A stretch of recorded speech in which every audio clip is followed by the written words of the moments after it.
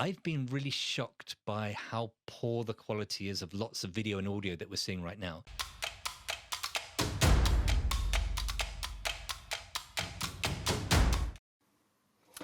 Crappy sound, terrible Zoom video quality. I'm sure we have come across many podcasts and videocasts that suffer those problems.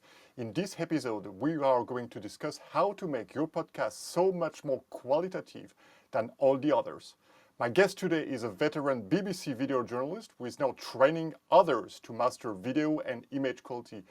Please join me to welcome Mark Egan. Hello, Mark. Hello, thanks for having me on. That's fantastic to have you there. As I said, you are a BBC veteran, so we are going to discuss today what you are actually training others to do better.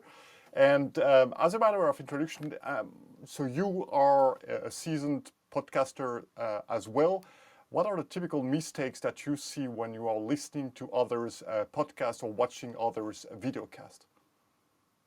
Well, I think there is always two elements with both video and audio podcasts. I think there's the technical side, and those are very easy to put right. You know, perhaps people haven't invested in even the basic equipment, or they haven't thought about their location, how it looks and how it sounds.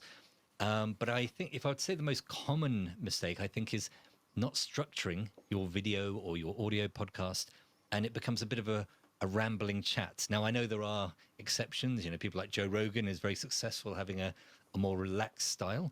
But generally, a lot of things I see and listen to, you think, well, if they had a bit more of a plan, a bit more of a structure, made it a little bit tighter, it would actually be better for the audience. Yeah, because people, they do not want to listen to you for hours. They want to get the essence of your podcast right away.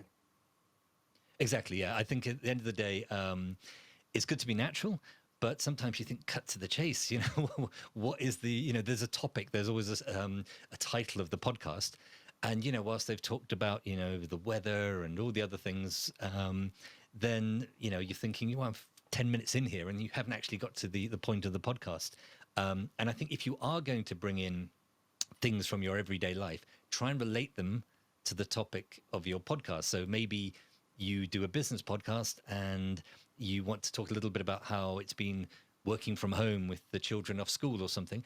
You know, try and relate that to how hard it is to run a business when, you know, all your family are at home and you're working from home. So it's not, there's no problem with talking about yourself and making it more personal, but try and sort of keep to a general direction. It's almost like if you were on a boat, you know, and you were trying to go to a destination. You know, the wind might blow you left or right, but as long as you've got that direction you're heading in, you know you're always going to move in the right direction. So we have the structure of the podcast, and you are very good at it because you are now giving us the essence or the most important points about podcast in a few seconds. But there is also the technical side that you mentioned. So do you think that everybody, even the most amateur podcasters, they are able to get a neat podcast, something that is technically okay? Absolutely. I think the one thing I think is really exciting is when I first came into the media industry, you needed big, expensive equipment to create anything of any quality. You often needed somebody who was a specialist in that topic to be able to control that camera or that recording device because it was so complicated and it was so expensive. Whereas now, there are so many tools out there, many of them free, to allow you to create great content. So one of my passions is basically saying to people to stand out from the crowd, to be that little bit better than everybody else. You often don't have to do a massive amount. You don't need to spend a massive amount, but you just need to be a little bit more professional with what you're doing. So in really simple terms, you know, you could, if you were with a person face to face, you could download an app like Voice Record Pro and hold your phone and get pretty decent audio. That's how lots of radio reporters work. Add maybe an external microphone to that and the quality will get even better.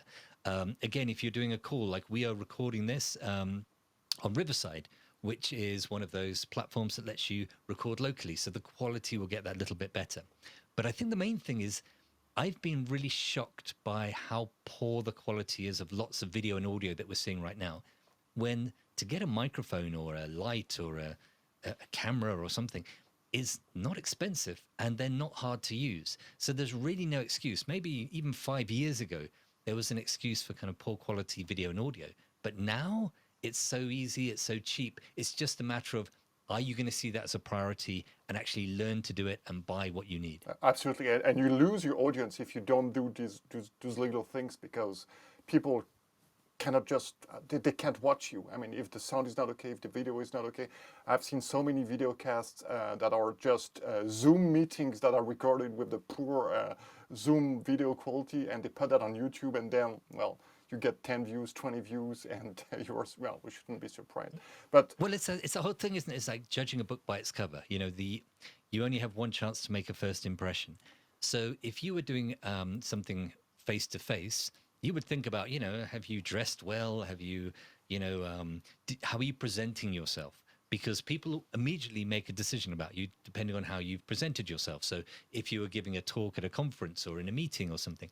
So I'm absolutely baffled by how many people are creating a podcast or live streaming or going even on Zoom calls.